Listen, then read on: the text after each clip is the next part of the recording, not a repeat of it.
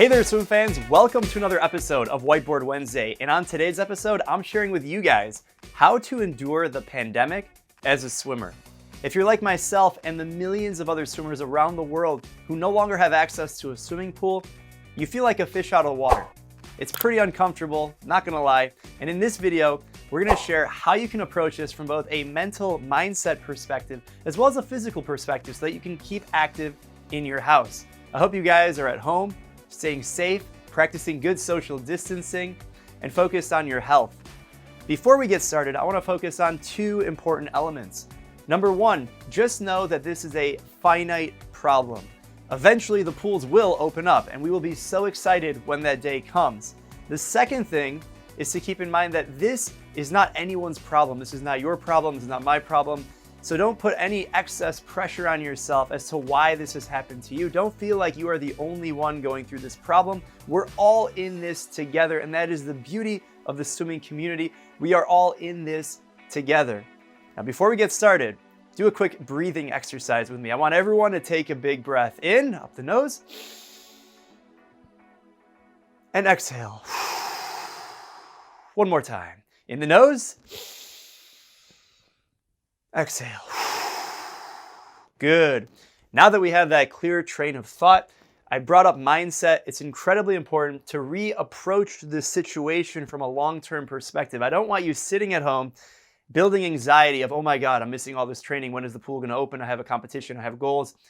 We need to take a step back, take a breather, do that breathing exercise, take 5 deep breaths, pause the video if you need to, take those deep breaths, and just think about this from a long-term perspective. Like I said, we're all in this together. And mindset can mean a few different things. Mindset can mean self-care, right? Making sure that your body is not only physically in good shape, but mentally as well. You can do this through meditation, breathing exercises. So the first step in all of this is to reapproach how you're thinking about this from the perspective of, oh my God, this is the worst thing in the world. The world is over. No more swimming. To, this is a finite problem. We know it will end at some point, whether that's in a week, a month, or 3 months. Really doesn't matter. Think about it from a long-term perspective. And when you make that adjustment, it makes it much easier to follow everything else we're about to talk about.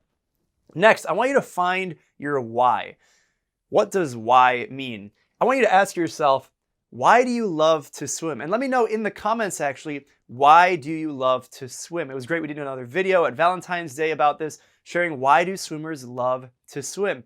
Write a love letter to the sport of swimming in the comments. I would love to hear your why. And when you take a step back and you understand why it is that you love to swim, you can reapproach your goals from that long-term perspective, because this is something that you're going to enjoy in 3 months, 6 months, 6 years, 60 years. It's something that's not going to go away. There's a couple of reasons that people swim. Maybe it's you love the feel of the water, you love your teammates, having fun, the physical challenge, the mental challenge, escaping from the world, building structure to your day or week or month or year. If you're an elite swimmer, maybe you're on a quad calendar now that the Olympics is postponed a year. Now it's really throwing things off. Think about it from that perspective. Why do you love to swim? Let me know in the comments. And when you reevaluate why it is that you love it, it's a lot easier to take it from a long-term perspective because you know it's a finite problem and you're going to get back to it. So let me know in the comments. Stay home, stay connected. Obviously, social distancing is good. We endure the isolation so that folks on the front lines can save lives. And it's the very least that we can do. So just recognize that we are staying at home and avoiding the pool so that people can save lives. We want to save lives. That's the ultimate goal. But that doesn't mean that you can't be connected. So it's really important to stay connected. What does that mean? It's important to see your teammates. There's a fun fact statistic that 55% of communication is nonverbal. So don't just sit behind your phone and text message your friends or DM or anything like that. Actually do video calls. If your swim team is doing it, hop on a Zoom or something like that so that you can actually see your teammates. I want you to reach out to the swimmers that you don't normally talk to on your team or at the pool deck. Maybe you're used to swimming in lane 3 and there's a few swimmers in lane 5 that you never talk to them. Don't let them feel isolated. Reach out to them. Have a video call with them. Set something up. You probably have a lot of free time sitting at home, not going anywhere. This is a perfect opportunity to connect. We also have a My Swim Pro global community group, Facebook, We will link it in the description. We have thousands of swimmers from all over the world. Over 100 countries are represented. It's a great way to see other swimmers who are going through the same difficulty that you are and figure out how are they managing with the situation. And it really uplifts your spirit to know that you're not the only one and we're all in this together. Control the controllables. So really only focus on things that you can control. You cannot control the fact that the pool is closed or when the pool will open for the most part. So really focus on what you can control. Do not stress about what you cannot control. I'm gonna link an awesome interview I did with 23-time Paralympic medalist Jessica Long. This video interview is amazing. She talks about going through adversity and how she is managing in this lockdown without access to a pool. A lot of cool, fun Dryland tips that we share in that video. She's awesome. Check it out. Linked in the description below. Now, how do you stay active when you don't have a swimming pool? Well, if you didn't already see the memo, no pool, no excuses. Check out this shirt. If you like the shirt, linked in the description. How do you stay active? I'd say you do something every single day. Now, whether you're on a team and a coach is sending you something or you're looking to my Swim Pro for different Dryland training resources, we have a ton of them, but I recommend building a schedule, find a routine, and also check out the Whiteboard Wednesday I did, how to work out in your home. Make sure you have a lot of space, figure out a training program, build progression. We do have Dryland training programs in the My Swim Pro app. Those are all linked in the description. My Swim Pro app for iPhone and Android. Free download, check out the plans, personalized Dryland training workouts. I'll give you guys a sneak peek and teaser of 3 different exercises that I like. One is beginner, one intermediate, and one advanced. These are things that you can do at your house. They engage your core, total body. You want to stay toned, you want to stay active. The first one, the beginner version, is called a T rotation. The way it works, you start in a plank position. Your body is flat, really good core engagement, just like you have good body position in the pool. And then you're gonna actually open up your body. You're gonna rotate onto your side. Your fingertips of your top arm are gonna point to the ceiling. You wanna open up your chest. You wanna balance, really engage your core. Everything is firing. You can do rotations side to side, right to left. You can do that for time or by repetitions. That is the beginner Dryland exercise. The intermediate Dryland exercise, which I love, is called the alternating Superman. This is where you lie on the ground, you lie on your stomach with your face looking at the ground, you stretch out your arms above your head, and then you're gonna actually lift up your right leg and your left arm as high as you can off the ground, kind of like you're in that Superman position. Then you're gonna alternate right, left, right. You can do this again by repetition or by time. This is really gonna focus on all the muscles in your shoulders, upper back, connecting through to your lower back on the other side, your glutes, your hamstrings. It's really a total body core movement, a little bit more complex, probably similar level of the T rotation, maybe a little bit more muscle engagement, kind of up to you depending on where you're at. And then the most difficult Dryland of the day is called plank jacks. These are extremely difficult. This is like a push-up and a jumping jack put together. So imagine doing a jumping jack where your arms go out and in. But you're gonna do that in a push-up position. This is really explosive. If you can get your feet off the ground as well, that's great. But you're actually gonna do a plank push-up, and we'll check out the video B-roll of how that looks. If you're not into doing Dryland or anything, you can do another form of exercise. Maybe that's walking, running, yoga, Zumba. Check out the interview I did with Lizzie Smith, Paralympic athlete, linked in the description. She talks about how she's doing dancing in her house, following dancing classes. Whatever it is that you're doing, try and stay active and try and do it every single day. The next tip is find the opportunities to improve upon yourself. In swimming, we always talk about trying to be better than we were the day before. Focus on your own course of action, the things that you can control. There's always something that you can improve upon.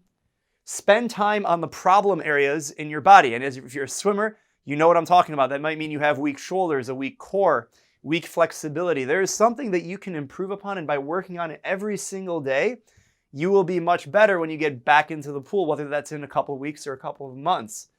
You have the time, use it wisely. This is a great opportunity to focus on all of these things that you normally neglect during the year because you're focused on swimming, you're focused on working out. If you go to school, you got to do that. You got homework, you've got a family, you got things to do. Now is the time. You don't have to commute, you don't have to go to a pool. Focus on all of those problem areas that you never had time to work on. Again, that could be anything with your core, flexibility, strength. It doesn't have to be only fitness. It could be nutrition. It could be your mental training program. It could be setting really specific SMART goals. SMART goals. What are SMART goals? They are specific, measurable, attainable, relevant, and time-bound. SMART goals are really the only way that you can set goals. And now that you're at home and you're not at the pool, it gives you a really good chance to sit down, think about what you want to accomplish, not only in the pool, but maybe out of the pool, strength, nutrition, and also set your goals for life. We did a Whiteboard Wednesday session, how to set SMART goals, where we go into that with a few different specific examples related to swimming. But here's a good example that has nothing to do with swimming, but has to do with strength training.